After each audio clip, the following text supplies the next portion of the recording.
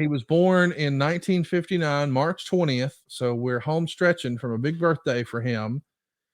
He's born in Omaha, but raised in Southern California. He played both football and basketball in high school and later got on a little career for bodybuilding and even co owned a Gold's Gym health club.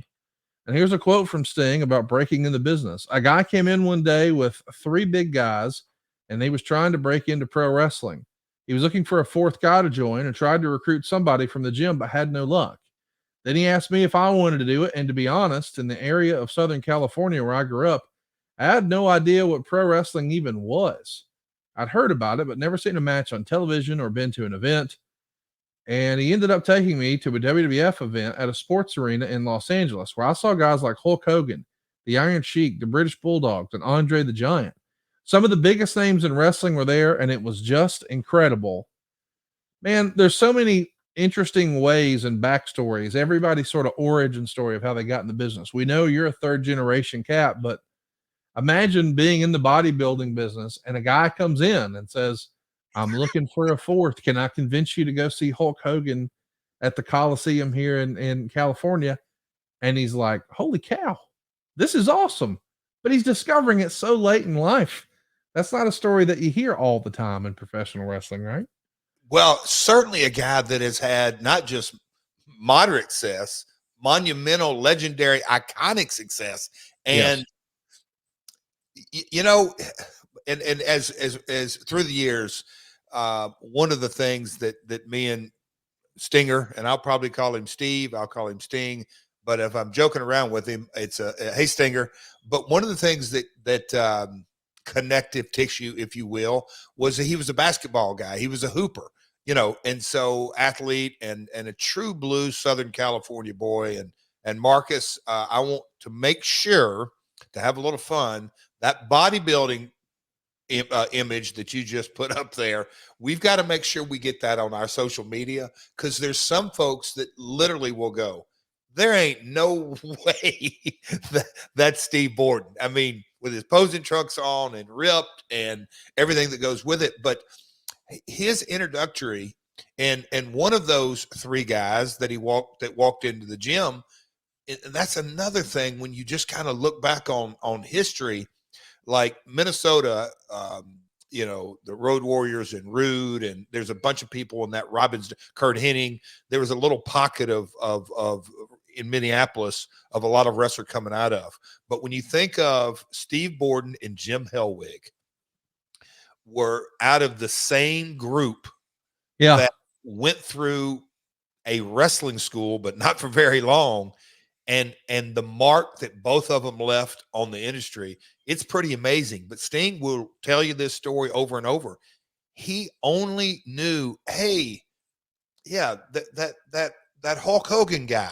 And then I think the story, if you get into the DNA of it, yeah, he was in the Rocky movie. It's like, that's how you know Hulk, you know, I mean, but that was kind of his introductory into a crossover star. So it's amazing. And, well, I won't get too far ahead, but yeah, it's cool how that's truly his intro into the business, is a guy recruiting him to be a wrestler. He wasn't a fan first. It's pretty remarkable when you think about it. And as I understand it, it was actually Rick Bassman who was putting all this together, right? Yes. I mean, what a small world it is. I mean, Rick Bassman, in case you're not familiar, he also knows some cats named Samoa Joe and John Cena. I mean, that dude's he's got an eye for talent, right? No doubt. I mean, I love Rick. I mean, you know, he's what a journey.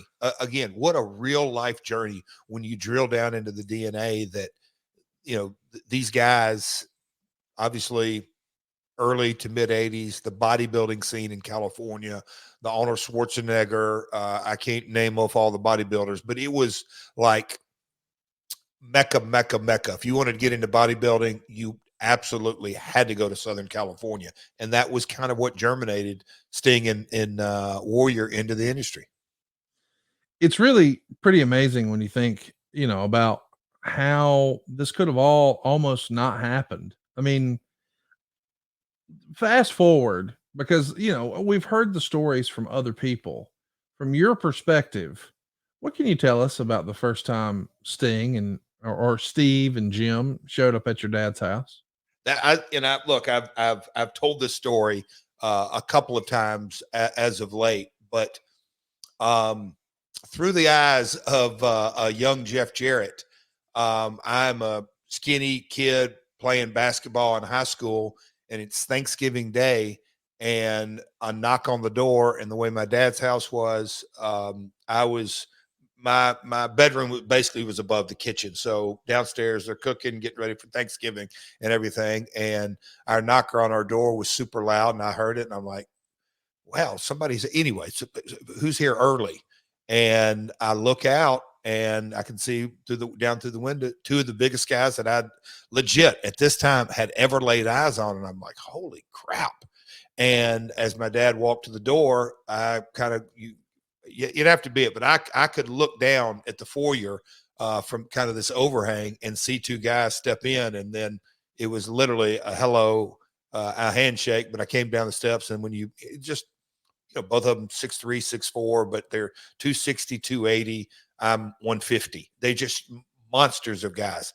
That was all of my introductory of hello. But 85 of Thanksgiving, 85 was the first time I met him. And the story goes that Rick Bassman, but the four of those guys, they sent out pictures, pose shots, fresh in wrestling school, and they sent them all over the country. And Power Team USA or something like that, right? Yep, Power Team USA. There you go. That's the photo, right? It's just unbelievable. And my dad, and it's cool that you brought this up. Look at Rick Bassman in his skinny little tie. I mean, it's so early 80s kind of look. But my dad, I mean, that looks like they look like villains. He looks like the evil boss, and then those are his henchmen from some 80s movie, right? But how fate happens. My dad looks at the photo, and I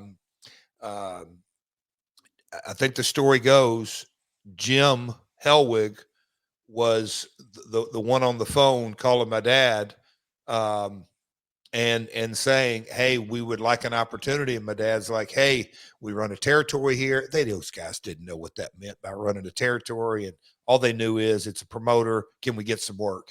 And my dad's like, I can't take all four of you guys. I can only take two. And they said, well, who do you want? And in that picture, it is exactly as my dad recalled it. I'll take the two on the left. And that is exactly how Steve and Jim got their first territory. They got in a car and got their lots of food, as bodybuilders were, and their wrestling boots and wrestling tights and a couple suitcases, and they drove across country to start into the industry. And little to no experience, certainly hadn't worked any territories. And that's literally how Jarrett and Steve Borden started their lifetime of a friendship and working relationship.